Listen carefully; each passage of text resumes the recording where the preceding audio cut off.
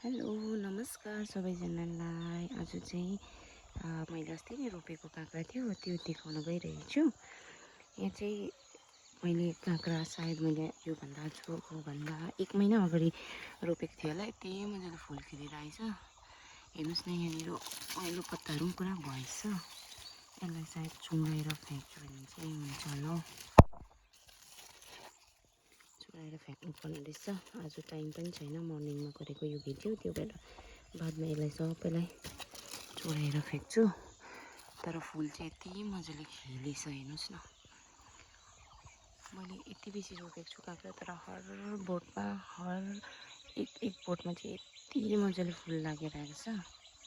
यो चाहिँ हिजोस्ति सबै यिनीहरू चाहिँ यो जुन चाहिँ यस्तोहरू हुन्छ नि, यो अगाडि गएको यिनीहरू चाहिँ सबै ओह्रालो जाँदै थियो। यो चाहिँ सबै मैले उकालो गरेको थिएँ, त्यो भएर चाहिँ अहिले यतिको भएको छ। सबै उँभो चढ्दैछ। यो मचानमा गयो भने चाहिँ राम्रो हुन्छ नि त। फल लागेपछि चाहिँ मजाले हुन्छ। नभए त यो सानो मुनिको यो सानो बाँसहरू लगाएको छु, त्यसले गर्दा चाहिँ थाम्दैन नि त काँक्रा फलेपछि। हेर्नुहोस् न। अन्त फेरि यहाँनिर एउटा सानो काँक्रा पनि फलिरहेको रहेछ, तर अलिकति यहाँनिर दाग लागेछ। दाग लागेको कारणले गर्दा अब सायद किरा लागेको होला। यसलाई चाहिँ मैले दबाई लगाउनु पर्छ जस्तो लाग्दैछ। अब अलिक दिनमा दबाईहरू झुन्डाउँछु।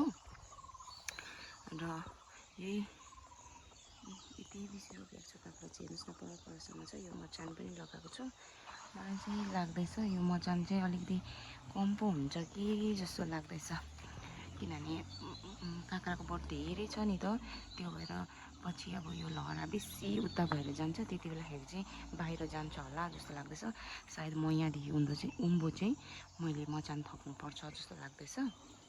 अब अलिक दिनमा हेरौँ, मचान थप्छु होला म। हेर्नुहोस् न, घाम पनि यति चडक्कै लागिरहेको छ आज त बिहानै।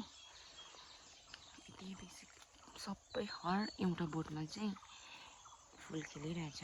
यहाँ चाहिँ एउटा रुख टमाटरको बोट पनि छ, तर यो फल्दैन पछि। अब यो किनभने पोहोरको सालदेखि हो यो, किनभने यो पछि माथि मजाले झ्याम्मेर जान्छ। यहाँनिर मचानभरि हुन्छ यो काँक्राको बोट, त्यो कारणले गर्दाखेरि चाहिँ पुरा ओझेल हुन्छ नि त्यसलाई। त्यो भएर चाहिँ यो मजाले उकालो गएर फल्नु पाउँदैन, फल्दैन पनि होला योपालि। हेर्नुहोस् न, यति बेसी हर एउटा बोटमा मुनिदेखि नै फुलेर आएको छ कि यो चाहिँ।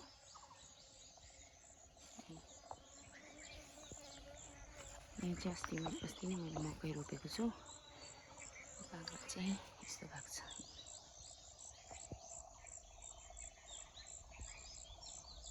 मौरी पनि ठ्याक्कै आएर बसेछ। यो हिजोस्ति मैले चढाएको, फेरि हेर्नुहोस् न ओह्रालो चढेछ। यसलाई चाहिँ यो चाहिँ ओह्रालो झरेकोलाई चाहिँ उँभो गरिदियो भने चाहिँ यतै जान्छ नि त। यसो गरिदिनुपर्छ। यसलाई चाहिँ उँभो चढ्दैछ मचानमा त।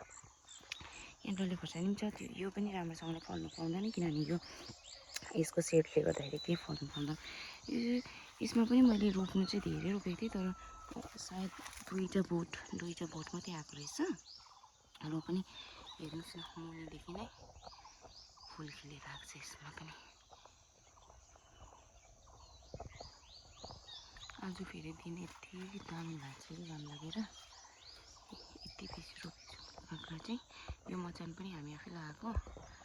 अन्त मचान लगाएर यो मुनिबाट थाङ्ना दिएको उकालो चढ्नुको लागि। यस्तो छ।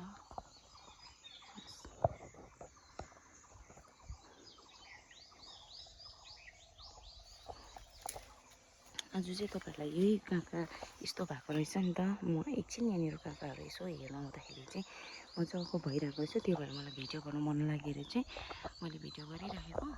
अन्त मैले यो चाहिँ हिजो अस्ति सायद सन्डेको दिन चाहिँ मैले यो सबै फाँडफुँड गरेको नि त, किनभने झारहरू पुरा पलाइरहेको थियो।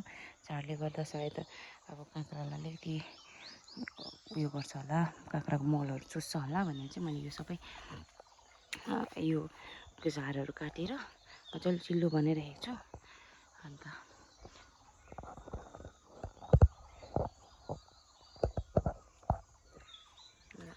भिडियोमा चाहिँ काँक्रा दामी भइरहेको थियो र चाहिँ तपाईँलाई देखाउनु मन लागेको थियो र चाहिँ आज मैले भिडियो गरेको। सो हेरिदिनु भएकोमा धेरै धेरै धन्यवाद। Thank you.